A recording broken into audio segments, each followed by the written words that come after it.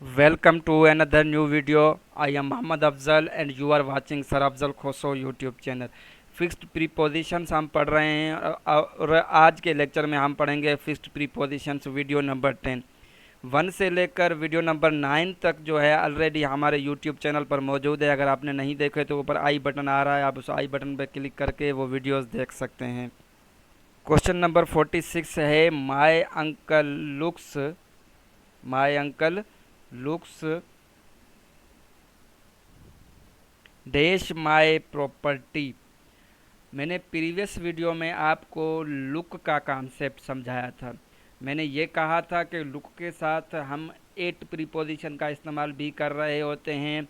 कभी कभी हम लुक के साथ फार का प्रीपोजिशन इस्तेमाल कर रहे होते हैं, कब हम आफ्टर इस्तेमाल कर रहे होते हैं और कभी हम इन टू का इस्तेमाल कर रहे होते हैं। उसमें एक बात मैंने आपको बताई थी और ये बात थी कि मैंने आपको कहा था कि अगर सेंटेंस के अंदर लुक वर्ड इस्तेमाल हो रहा और मीनिंग देखभाल वाली दे रहा हो तो उसके साथ हम आफ्टर प्रीपोजिशन का इस्तेमाल करते हैं।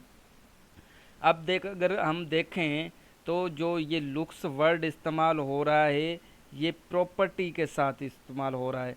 तो इस सेंटेंस से हमें ये पता चल रहा है कि यहाँ पर देखभाल वाली मीनिंग दे रहा है। लुक जो वर्ड है वो कौन सी मीनिंग दे रहा है? देखभाल करने वाली। तो जब देखभाल करने वाली मीनिंग देगा लुक, तो हम लुक आफ्टर जो है वह इस्तेमाल करेंगे। उसके बाद जो प्रीपोजिशन इस्तेमाल करेंगे वो कौन सा होगा? आफ्टर। तो ये एक फ्रेजल वर्ब बन जाएगा। ठीक है, तो ये क्या हो जाएगा? Look after. तो हम इस लुक्स के साथ हमें कौन सा प्रीपोजिशन इस्तेमाल करना पड़ेगा? आफ्टर। तो हम कहेंगे my uncle looks after my property. तो यहाँ पर ऑप्शन नंबर बी जो है मौजूद है, तो ये बी वाला सही हो जाएगा। और हम कहेंगे, क्या कहेंगे? My uncle looks after my property. Question number 47 है my sister lives dash Karachi. मैंने आपको अपनी प्रीवियस वीडियोस के अंदर जो प्रीपोजिशन की प्रीवियस वीडियोस हैं उसमें आपको बता चुका हूँ कि डेफिनेट जब लोकेशन की बात की जा रही होती है तब हम प्रीपोजिशन उसके साथ जो इस्तेमाल कर रहे होते हैं वो होता है एट। ठीक है, और जब लार्जर एरिया की बात की जा रही होती है, किसकी? लार्जर एरिया की, तब हम बात कर रहे होते हैं, जो प्रीपोजिशन लगा रहे होते हैं वो होता है इन। कौन सा होता है? इन। ठीक है, तो यहाँ पर देखो लोकेशन की तो बात है, लेकिन लोकेशन कोई छोटी लोकेशन नहीं है। कराची बहुत बड़ा सिटी है।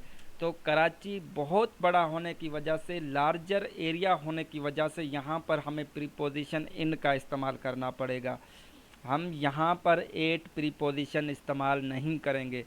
अगर हमने यहाँ पर एट का इस्तेमाल कर दिया तो हमारा क्वेश्चन गलत हो जाएगा। अगर हमें अपना क्वेश्चन सही करना है, करेक्ट करना है, तो हमें यहाँ पर इन प्रीपोजिशन इस्तेमाल करना पड़ेगा। हम लिखेंगे my sister lives in Karachi, जो कि हमारे ऑप्शन नंबर ए में देखो मौजूद है इन। ठीक है, मैं उम्मीद करता हूँ कि आपको ये चीज़ें समझ आ रही होंगी। इसी का हम एक एग्जांपल देख लेते हैं कि ये कह रहा है कि माय सिस्टर लिव्स देश कासिमाबाद देश हैदराबाद। अब मैंने आपको बताया है कि डेफिनेट लोकेशन के साथ हम प्रीपोजिशन एट का इस्तेमाल करते हैं। तो कासिमाबाद एक डेफिनेट लोकेशन है, तो हमें इसके साथ प्रीपोजिशन एट का इस्तेमाल करना पड़ेगा। और हैदराबाद बहुत लार्ज एरिया होने की वजह से हमें क्या इस्तेमाल करना पड़ेगा? प्रीपोजिशन यहाँ पर हमें करना पड़ेगा इन। ठीक है, तो हम कहेंगे my sister lives at Kasimabad in Hyderabad. Question number 48 है he is not afraid dash dogs. जो वर्ड अफ्रेड होता है या वर्ड स्कैर्ड होता है, तो ये फिक्स्ड प्रीपोजिशन को कैरी करते हैं। इनके साथ हमेशा एक फिक्स्ड प्रीपोजिशन लगता है और वो होता है ऑफ। कौन सा होता है? ऑफ। जब कभी भी किसी सेंटेंस के अंदर अगर प्रीपोजिशन लगाना है और उस प्रीपोजिशन लगाने से पहले अगर वर्ड लिखा हुआ है अफ्रेड या स्कैर्ड, तो उसके साथ हमें जो प्रीपोजिशन लगाना पड़ेगा वो होगा ऑफ। तो हम कहेंगे ही is not afraid of dogs, जो कि हमारे ऑप्शन नंबर बी में मौजूद है। इसका करेक्ट क्या होगा? ही is not afraid of dogs. इसका एक एग्जाम्पल भी हम देख लेते हैं। एग्जाम्पल कह रहा है when I am not wrong, जब मैं गलत नहीं होता हूँ। आई am not afraid scared dash any one. ठीक है, अब यहाँ इधर अफ्रेड वर्ड भी इस्तेमाल किया जा सकता है, यहाँ पर स्कैर्ड वर्ड का इस्तेमाल भी किया जा सकता है। हमें पता है कि अफ्रेड वर्ड और स्कैर्ड वर्ड दोनों के साथ हम प्रीपोजिशन जो लगा रहे होते हैं वो होता है ऑफ। तो हमें यहाँ पर क्या लिखना पड़ेगा? हम लिखेंगे when I am not wrong, I am not afraid of या scared of anyone. Sentence number 49 है there is a complaint dash you. अब जो वर्ड कंप्लेन होता है वो कभी प्रीपोजिशन टू कैरी कर रहा होता है, कभी अगेंस्ट कर रहा होता है और कभी प्रीपोजिशन अबाउट कर रहा होता है। ठीक है, क्या क्या कर रहा होता है कंप्लेन? कभी ये प्रीपोजिशन टू कैरी कर रहा होता है, कभी ये प्रीपोजिशन अगेंस्ट कैरी कर रहा होता है। ठीक है, और कभी ये प्रीपोजिशन अबाउट कैरी कर रहा होता है। अब हम देखते हैं कि ये टू कब कैरी कर रहा होता है, अगेंस्ट कब कैरी कर रहा होता है और अबाउट कब कैरी कर रहा होता है। जब कभी कंप्लेंट हमें किसी को करनी होती है, किसी को शिकायत करनी हो, तो हम प्रीपोजिशन टू का इस्तेमाल करते हैं।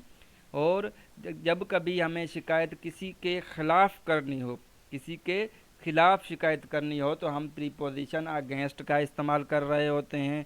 और हमें जब कभी किसी बात पे शिकायत करनी हो, किसी बात की शिकायत करनी हो, तब हम प्रीपोजिशन अबाउट का इस्तेमाल कर रहे होते हैं। अब अगर हमें एग्जाम्पल देखें, there is a complaint dash you. यहाँ पर जो सेंटेंस में बात की जा रही है ये किसी के ख़िलाफ़ की जा रही है। मुझे तेरे ख़िलाफ़ मतलब कंप्लेंट देनी है, तो यू वर्ड से ज़ाहिर हो रहा है कि किसी के ख़िलाफ़ कंप्लेन है। जब किसी के ख़िलाफ़ कंप्लेन होती है तो हम वर्ड जो प्रीपोजिशन लगाते हैं वो होता है अगेंस्ट। कौन सा होता है? अगेंस्ट, जो कि हमारे ऑप्शन नंबर सी में मौजूद है। इस हवाले से हम एक एग्जाम्पल भी डिस्कस कर लेते हैं जिसमें हमें ये सब कुछ क्लियर हो जाएगा। यहाँ पर एग्जाम्पल है the students complained dash the headmaster dash the teacher his misbehaviour. अब यहाँ पर सेंटेंस का जो पहला हिस्सा है the students complaint dash the headmaster. बच्चे जो हैं, स्टूडेंट जो हैं, किसी की शिकायत करने हैं। क्या कर रहे हैं? किसी की शिकायत कर रहे हैं। तो किसी की शिकायत करने के लिए हमें प्रीपोजिशन टू का इस्तेमाल करना पड़ता है। किसी को शिकायत करनी हो तो हम क्या करते हैं? क्या करते हैं? प्रीपोजिशन टू का इस्तेमाल कर देते हैं। और किसी के ख़िलाफ़ करते हैं तो उसके लिए हमें अगेंस्ट का जो इस्तेमाल करना पड़ता है। तो यहाँ पर टीचर के ख़िलाफ़ बच्चे हेडमास्टर को शिकायत कर रहे हैं, तो हमें यहाँ पर जो प्रीपोजिशन लगाना पड़ेगा वो होगा अगेंस्ट। ठीक है, यहाँ पर प्रीपोजिशन कौन सा लगेगा? अगेंस्ट। और जब किसी बात की शिकायत करनी होती है, बात कौन सी है? मिसबिहेवियर की। जब मिसबिहेवियर की बात की शिकायत करनी होती है तो हम प्रीपोजिशन अबाउट का इस्तेमाल करते हैं। तो यह सेंटेंस कुछ इस तरह से हो जाएगा कि the students complain to the headmaster against the teacher about his misbehaviour. उम्मीद करता हूँ कि अगेंस्ट जो प्रीपोजिशन होता है वो आपको सही से समझ आ गया होगा। या कंप्लेन वाला जो भी प्रीपोजिशन होता है, कंप्लेन की कंडीशन में कौन कौन से प्रीपोजिशन लगेंगे ये आपको सही नमूने समझ आ गया होगा।